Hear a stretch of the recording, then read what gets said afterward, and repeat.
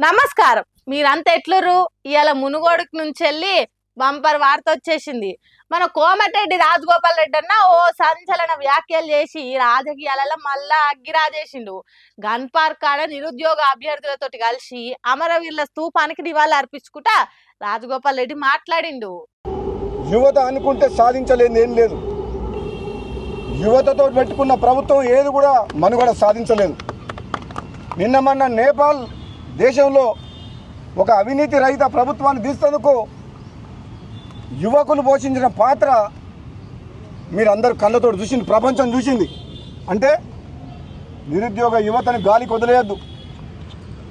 వాళ్ళు మన పిల్లలు, వాళ్ళకు ఏదైనా దారి చూపించాల్సిన బాధ్యత ఈ ప్రభుత్వం మీద ఉంది.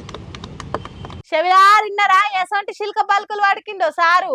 ఓ దిక్కు నిరుద్యోగుల బాధ, ఇంకో దిక్కు రాజకీయ వాగ్దానాల విఫలం కొరకు అటెనక కాంగ్రెస్ సర్కార్ 2 లక్షల ఉద్యోగాల హామీ ఇచ్చింది, కానీ ఇయ్యలేదు.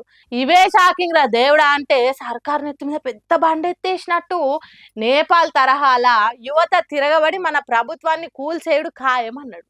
ఖాతం ఇక అంతా అస్సామస్సమైంది. ఇట్లా సర్కార్ను సొంత పార్టీ ఎమ్మెల్యే కోమటిరెడ్డి రాజగోపాల్ రెడ్డి బెదిరించేసరికి ఆడున్నోళ్ళు కాంగ్రెస్ వాళ్ళు కూడా షాక్లకి వెళ్ళి తేలుకుంటలేరు.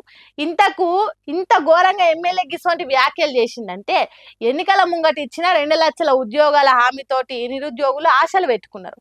అయితే జాబ్స్ వచ్చినాయా? రాకనే పాయ. అందుకనే నిరుద్యోగులల్లో రోషము, ఆకలితోటి కూడిన అసంతృప్తే పెరిగింది. రాజగోపాల్ చెప్పే ముచ్చట గదే అన్నట్టు. మరి సర్కార్ దీని మీద ఎసోంటి రచ్చకెక్కుతుందా అనేదే సస్పెన్స్ ఇప్పుడు.